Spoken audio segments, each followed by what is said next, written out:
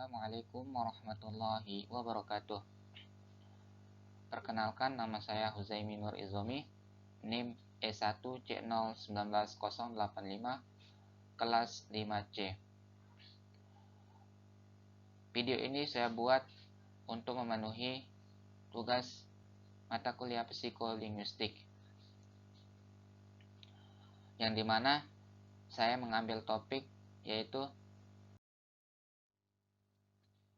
sistem dan struktur bahasa. Dalam setiap analisis bahasa, ada dua buah konsep yang perlu untuk dipahami, yaitu struktur dan sistem. Yang pertama, yaitu struktur bahasa. Struktur mengangkat masalah hubungan antara unsur-unsur di dalam satu ujaran. Misalnya, antara fonem dengan fonem di dalam kata, antara kata dengan kata di dalam frase, atau juga antara frase dengan frase dalam kalimat. Jadi, struktur bahasa adalah penyusunan atau penggabungan unsur-unsur bahasa menjadi suatu bahasa yang berpola. Selanjutnya, yaitu Bloom dan Leahy mengatakan bahwa struktur bahasa adalah satu sistem di mana unsur-unsur bahasa diatur dan dihubungkan satu sama yang lainnya. Dalam menghubungkan unsur-unsur tersebut, terdapat peraturan tertentu, yaitu tata bahasa yang mampu membentuk hubungan tersebut sistemis. Unsur-unsur yang dihubungkan tersebut meliputi isi bahasa dan bentuk bahasa.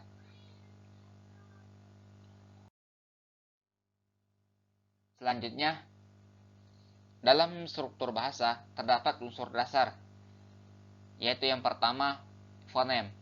Fonem adalah unsur bunyi ucapan yang bisa digunakan untuk membedakan arti dari satu kata. Yang kedua, yaitu morfem. Morfem adalah unsur terkecil dari pembentukan kata dan disesuaikan dengan aturan suatu bahasa.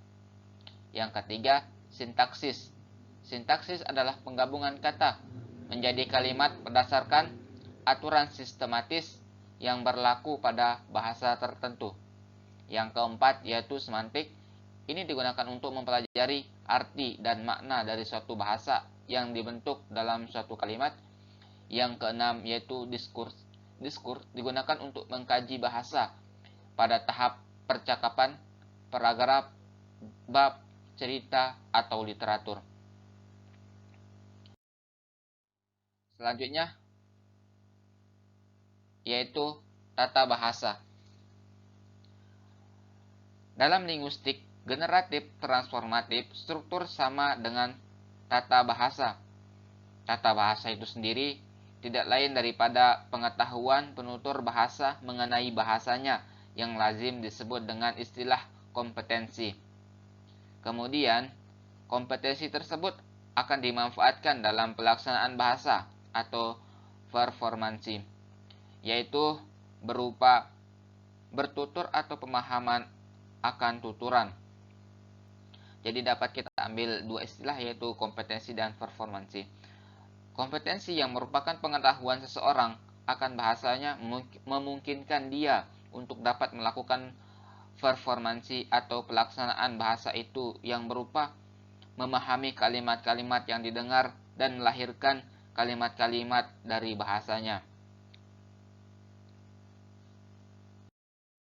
Kemudian kita beralih ke sistem bahasa.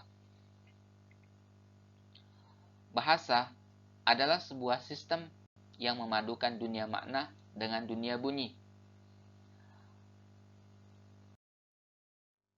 Bahasa merupakan suatu sistem. Itu berarti bahasa itu sistematis dan sekaligus juga sistemis. Berkaitan dengan bahasa sebagai suatu sistem yang sistemis, bahasa terdiri dari beberapa subsistem, yakni subsistem fonologi, yaitu Struktur fonologis meliputi segi-segi bunyi bahasa-bahasa yang bersangkutan dengan ciri-ciri dan fungsinya dalam komunikasi.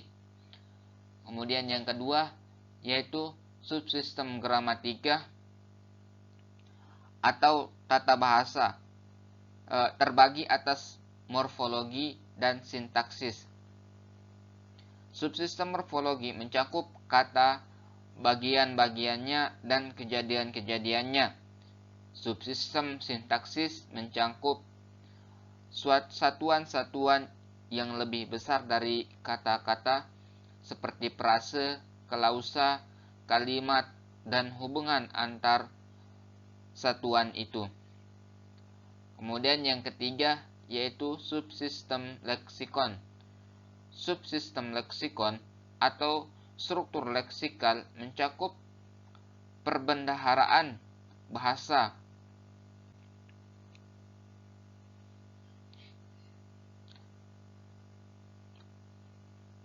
Dalam ketiga subsistem itulah bertemu dunia bunyi dan dunia makna.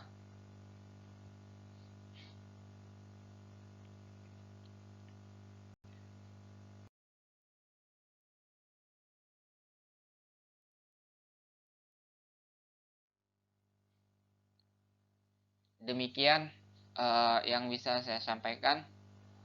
Terima kasih. Wassalamualaikum warahmatullahi wabarakatuh.